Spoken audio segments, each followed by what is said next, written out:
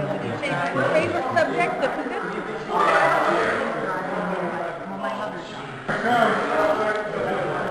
Everyone got it.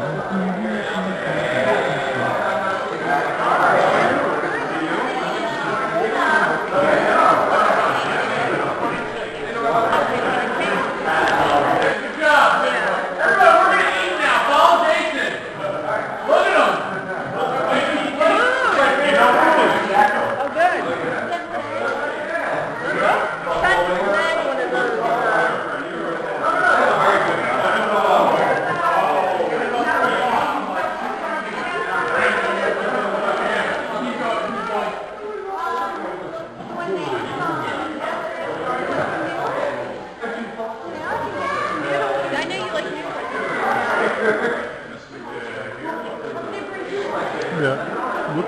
That's what I want to get is a double egg.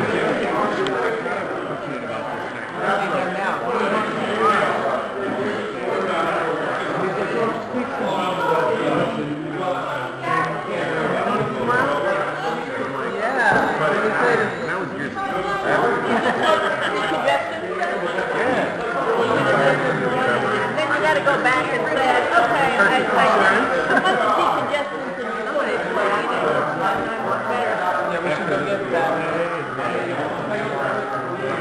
What happened? What's better? Upward.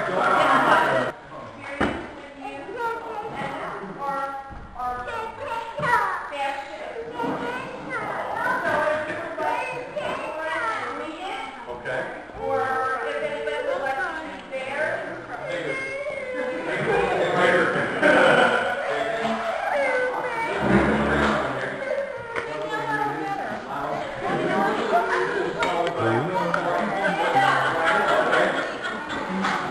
Aaron Asimov. This card says, nice hat. Thank you. Nice hat. This one says camping. Love fun. That was fun. This is a particular one that I have to get into copy.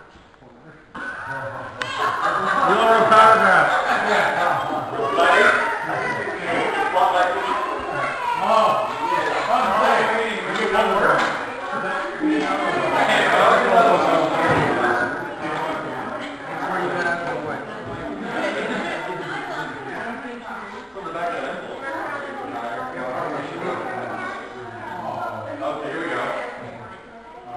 Senior year of high school,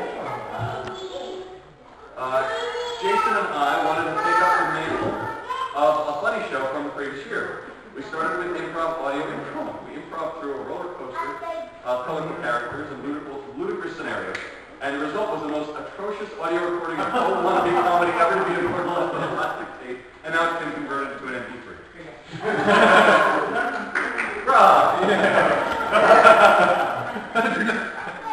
Don't say it wasn't. And then every morning Jason would open a treasure chest of vitamins and minerals.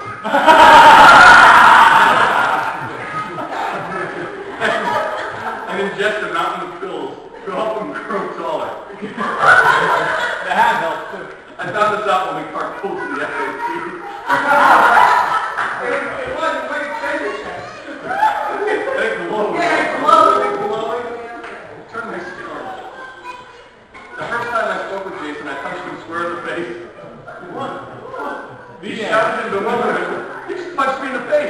he laughed. I respected and admired his resilience.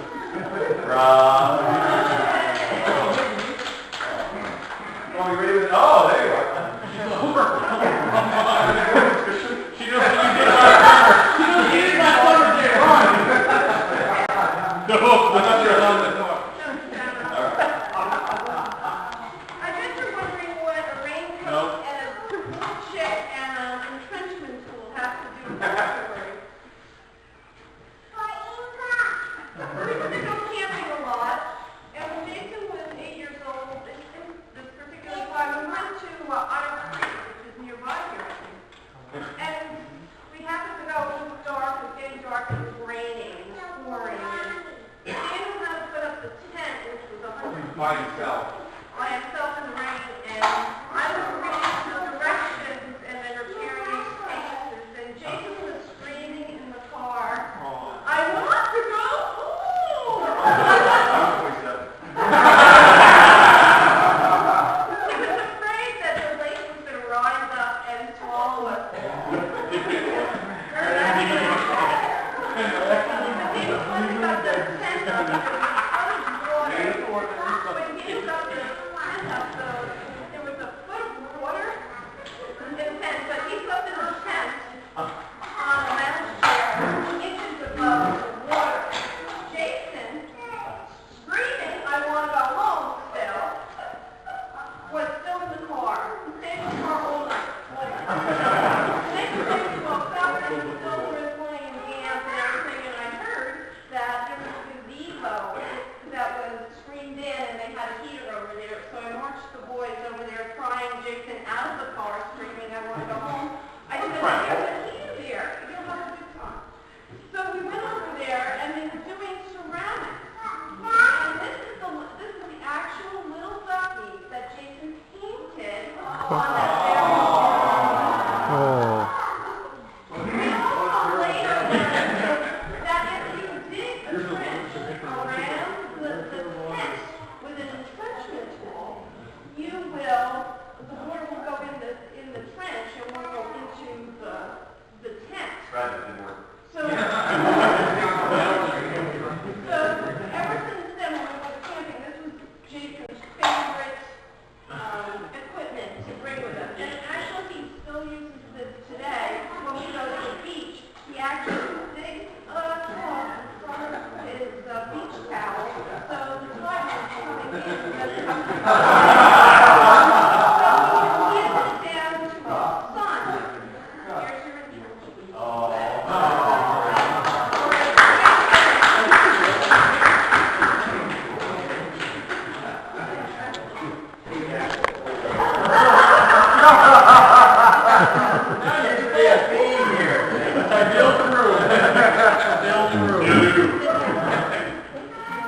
We thought Jason was never going to stop crying. Nothing seemed, we were reading together. Nothing seemed to make him happy. Bouncing, singing, toys, entertainment could make those tears go away.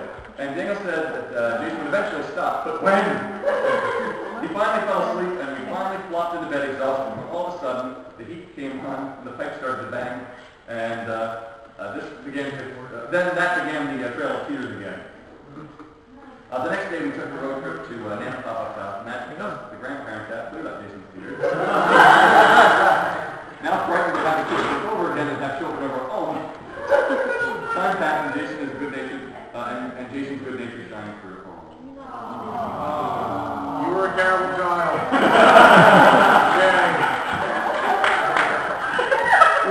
Much pride, We didn't know how to do this without being in disguise, and Patrick was born 2 years later, and Jason grew up to be a wonderful person, loving husband and great kid.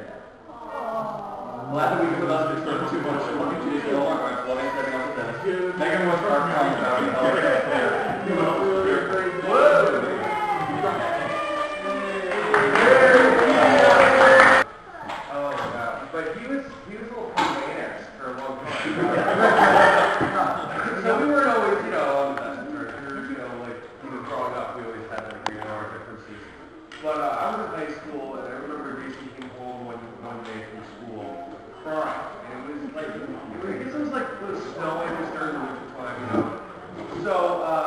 you know, I was like, Jason, what happened? You know, and I was playing some music with some friends downstairs and whatever, and there's some older kids. You always have to be crying.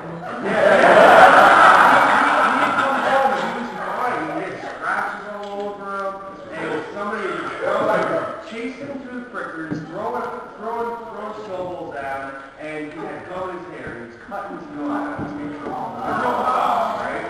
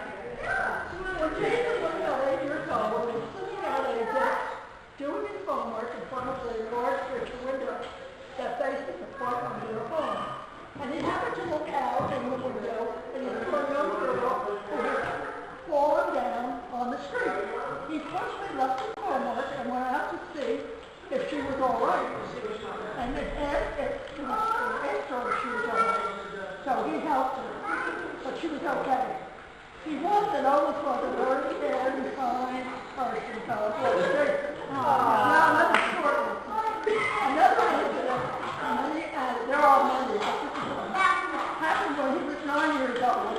We were at his home when the phone rang.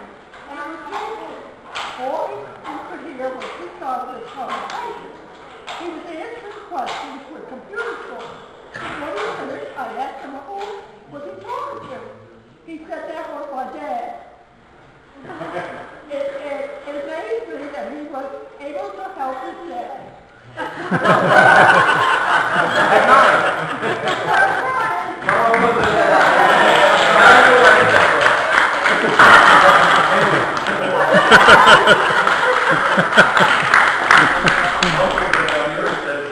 I drink a milkshake. I drink it up.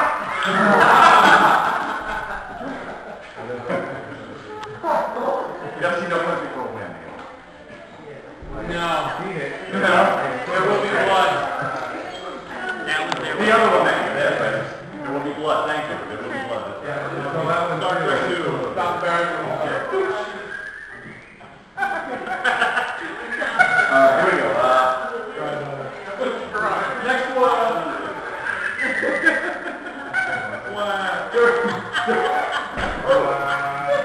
During our senior year at the College of New Jersey, Jason and I were roommates. At one point, Jason got very excited about a brand new computer game he bought, where you get to play as a god and rule over the village of followers. In the game, you also have a pet that you can train to help out your villagers. But the training process is very long and tedious. So one day, Jason left his computer in a rush to go to class, and he left the game running on his computer. And as a good roommate, I did what any good roommate would do. I spent an hour and a half that Jason was in class training his pet how to eat his own feces, start fires. Oh, is that why? Throw villagers into buildings and other matters. And when Jason finally got back from class, he was very confused as to why his beloved pet was eating his own feces and then looking at him and asking for a reward.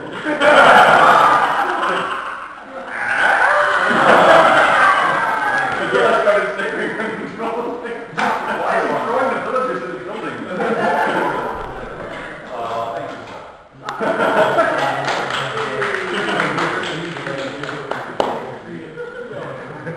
Is that what you do, Larry? No, no.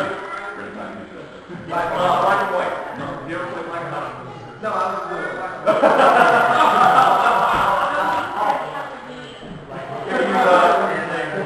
Here's one from Ron. They're not the broomstick game. If you buy new furniture, don't invite Jason to see it. He came over to see my new couch and he spilled large glass of orange juice all over it.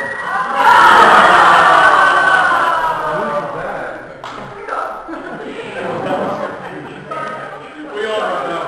We all.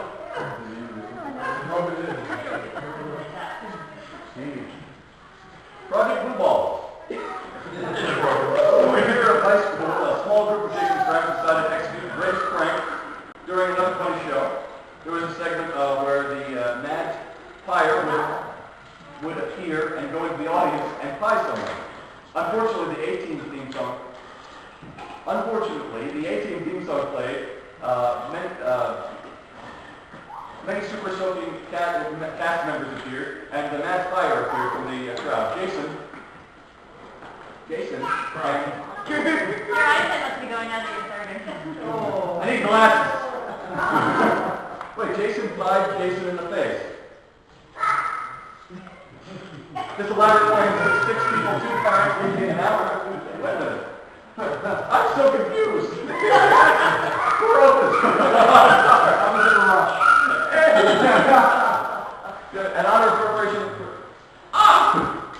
This elaborate plan took 6 people, 2 parents, an hour of preparation before the show, and 2 months of setup during lunch after Jason left for chorus. Could you reread it? I don't know what happened. Andy, come on. Tell a story. You can tell a story. No, it's just, we wanted to set them up during another funny show. So we set up an elaborate prank when the Mad Fire came out. Instead of going and finding the audience, we set the theme song out and came up behind Jason and Fire instead. Oh, that's funny. Okay. Yeah, a bunch of people find it, right? Oh, a lot of people got it. Oh, yeah. She got it. Well, we fired her, so then last night she turned it around on me. And somebody can put a cherry on it. Did you get that? It's an honor. It was an honor. It was like laughing. You could have got the laughing.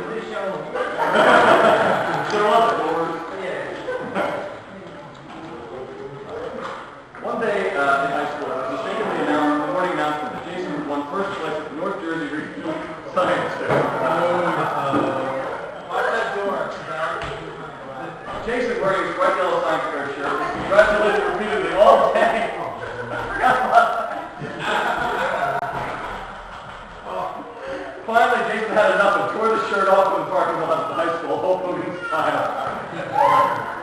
Forgot about that. Hey, congratulations. I didn't win. I cleaned carpet for my project. They stuck me next to the guy who had a thermonuclear reactor sustained in a ball. By the way, if you Google your name or AUR name, it's still there. In the 1996 AUR site for Last place.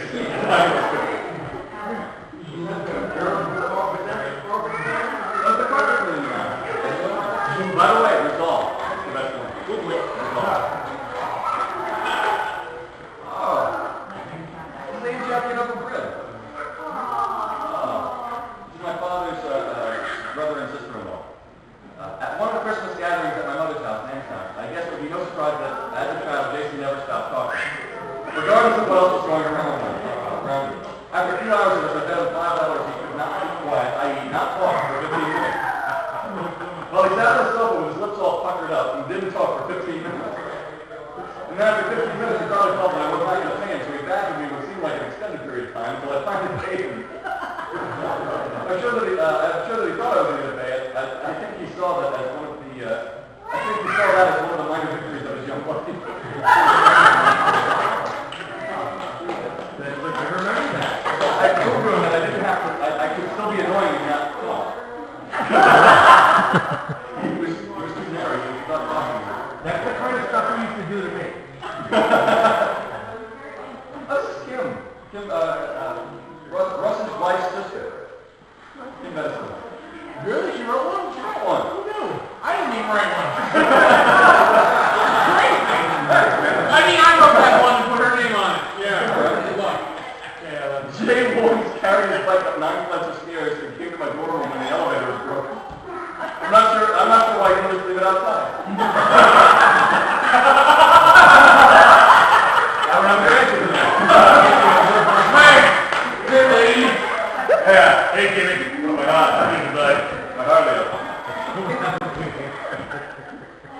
Just one, whenever Jason brushes his teeth, he hums in tune with his electric toothbrush.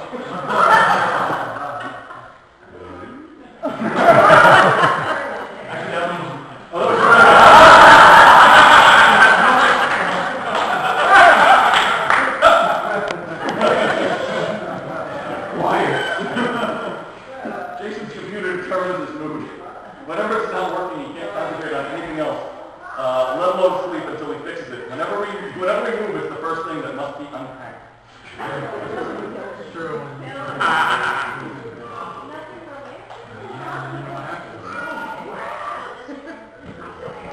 Contains serious anecdotes. Alcoholic and dark.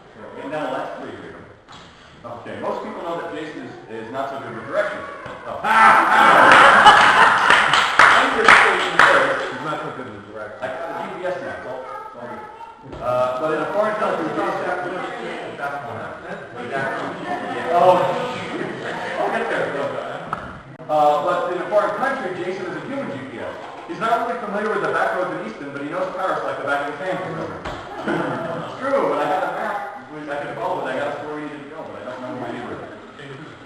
Jason loves scented candles, but he doesn't like to admit it.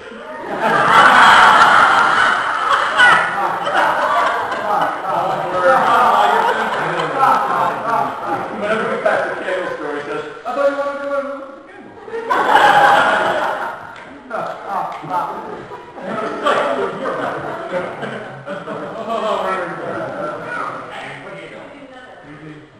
In college, a bunch of us were hanging out in Russell's door where we were going, and in the middle of a 9-hour Mario Kart 64 run, we had a hankering for some pizza rolls.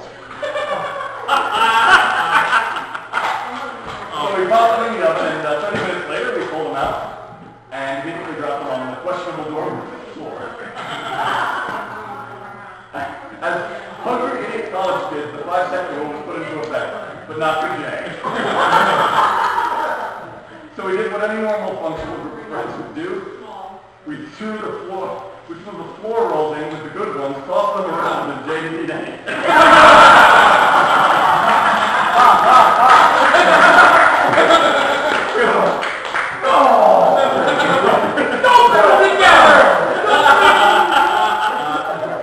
And this one just says, compass.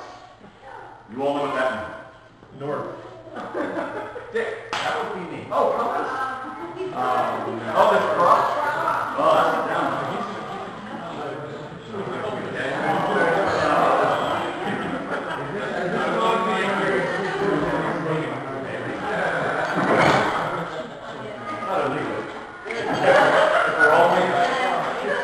Has anyone else, other than myself, had a directional moment with Jason? Yes! That's what I'd like to comment on tonight. I have set up a few items. It's not touch.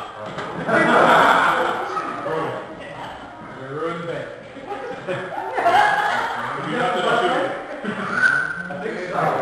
Don't touch it. Thundercat.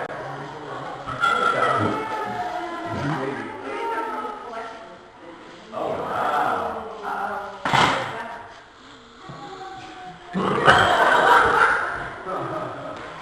You make all these items over.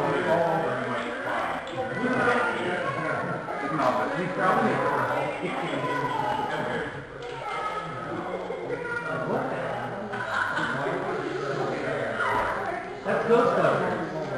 That's Ghostbusters.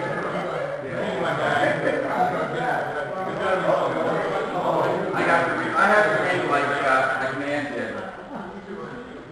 Jason has a lot of talents, and we all know that. Exactly.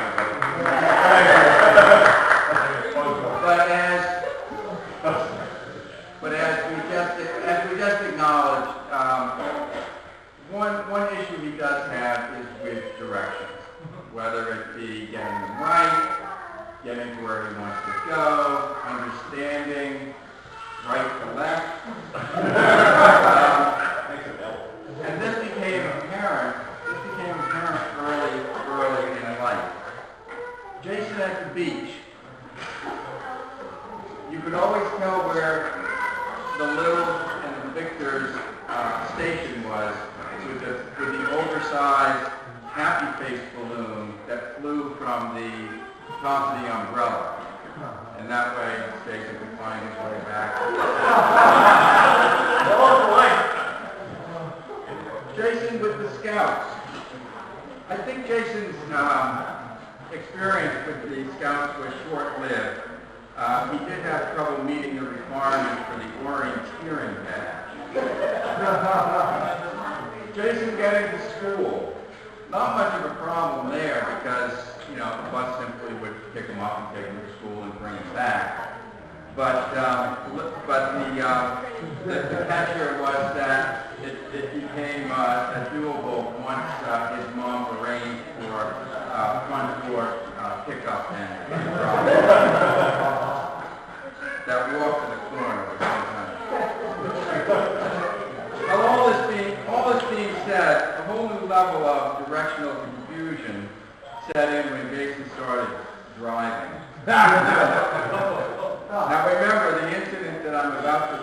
took place before the age of cell phone and GPS technology. In fact, at the time, I think we were driving the Plymouth Shark Body! Well, in the spring of Jason's senior year in high school, he directed, produced, and starred in his comedy club Funny Show production. And following the performance, the cast party had been planned at a distant location. As I'm reading this, I'm not quite sure why this was such a distant location.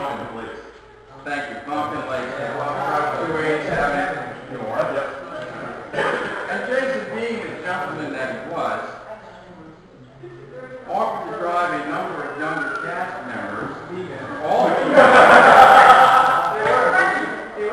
female, to the cast party. Well, as many of us know, the show was a huge success, and following the mandatory congratulations after the performance, his mom and I, we returned home with the understanding that it wouldn't be too late at night, because the girls that he was driving were younger, freshmen and sophomores at high school. And how many girls were there? Well,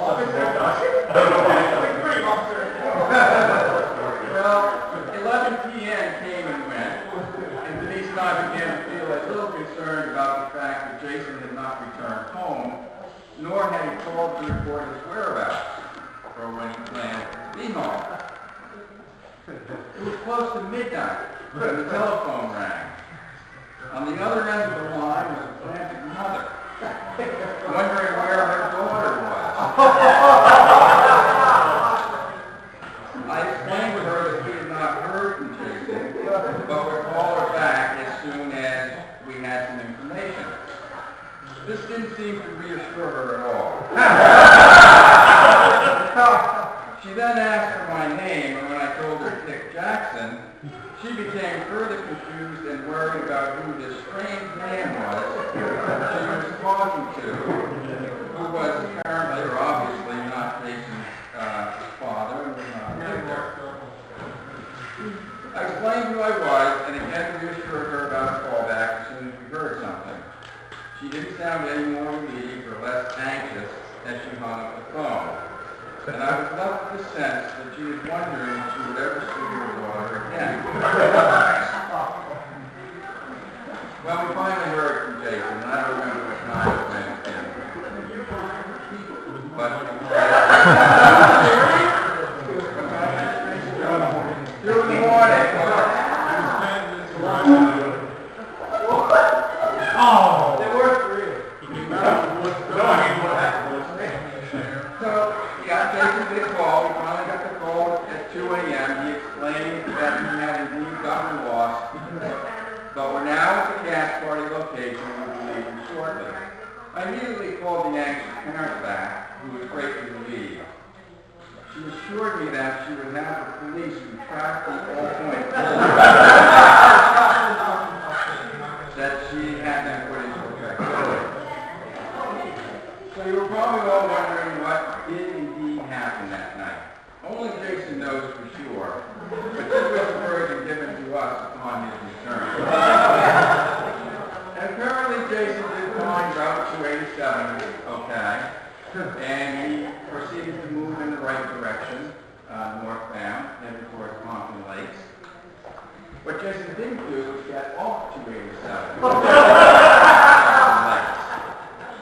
In fact, Jason didn't get off the highway until Newburgh, New York.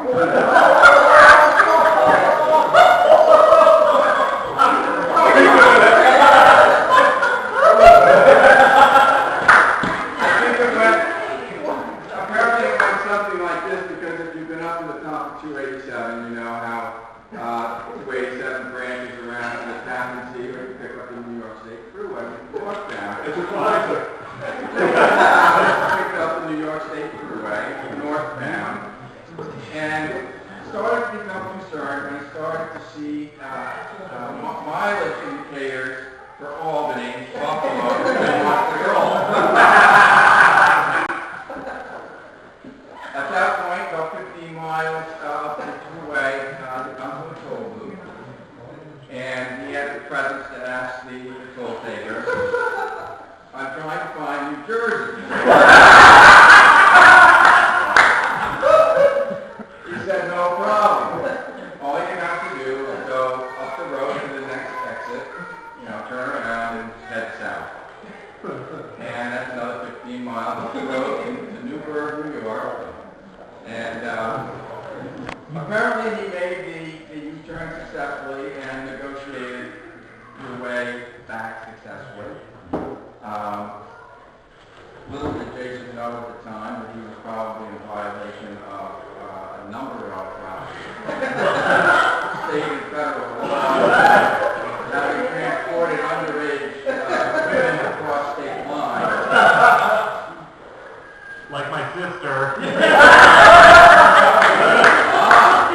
probably Rosemary who told you that.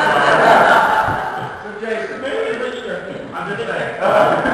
Jason, All right. But it wasn't we're now, thankfully, we're now well into the age of the cell phone technology and the GPS systems. But should one day you ever find yourself stranded with your wife and your son, out on the highway, the cell phone is not working, the GPS is not working, I am providing you with some aids to get yourself together.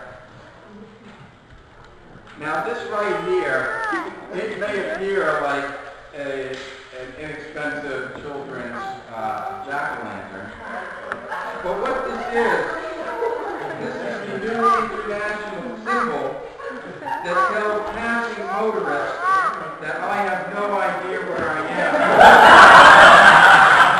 and need help desperately. So the first thing you do is you put this on top of your car. And hope that.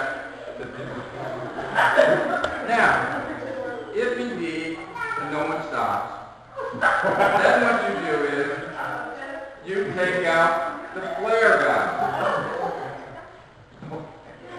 Because by shooting a flare into the air, you will be alerting nearby law enforcement officials, firefighters, and EMT professionals that I have no idea where I am and need help desperately. The traditional compass. No one can do without it in these moments. I know we have your wishes indeed. It's not over. Cub Scouts and all. So, this may appear to be a inexpensive dollar store pirate telescope, but this has been specifically calibrated as you scan the horizon to pick up the North Star, at which point the star will blink. Therefore, so long as you're headed north, you'll be fine. If you're headed in any other direction, then you have to revert to the compass. And perhaps to the flare gun. And this is already on there.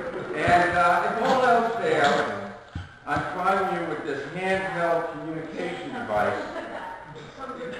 This has a 24/7, 365 direct link to the American Geological Survey, who will be able to pinpoint your exact location on the spot and be able to direct you to wherever you want to go, providing you understand your longitude and latitude.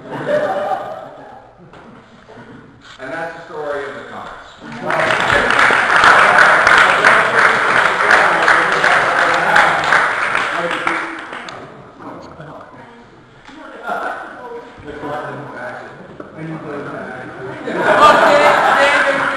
There's one more person who really needs to tell stories. Yeah, and that's no, he's actually not going to tell the story, but he was part of the story, which is why I'm going to say it briefly. And a long time ago, we were driving a very long distance, and James was following in the Sundance. And I was in the Sundance. James, I didn't say the car. When he was in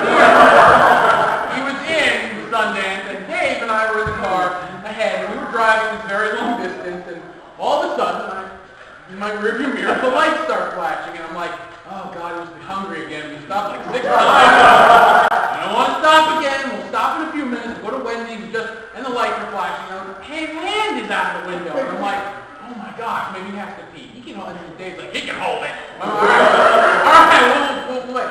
So then all of a sudden, the car jerks off to the side of the road and stops on a jerking angle.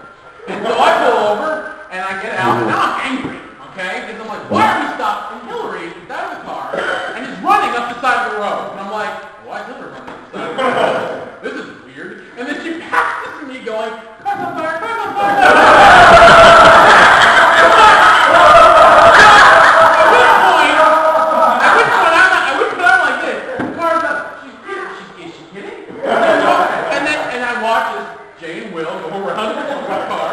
And they're looking at the hood, and they're looking like this, and Dave and I walk over, and I'm like, God, the car's not on fire. I'm talking to Dave, and Jay throws open the hood, and all of a sudden, wow! There's flames, and there's smoke, and I'm like, the car's on fire!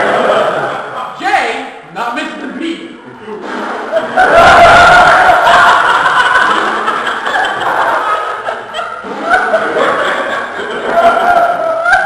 And so I watched it, and what happened was there was a little excess oil. He had a service done, and it caught fire because the engine heated up, overheated, and it was a quick, very quick surface flare up, and then it went out. But the odd feeling of standing there 5 feet from the car, watching Jay try to blow out the fire like the big bad wolf,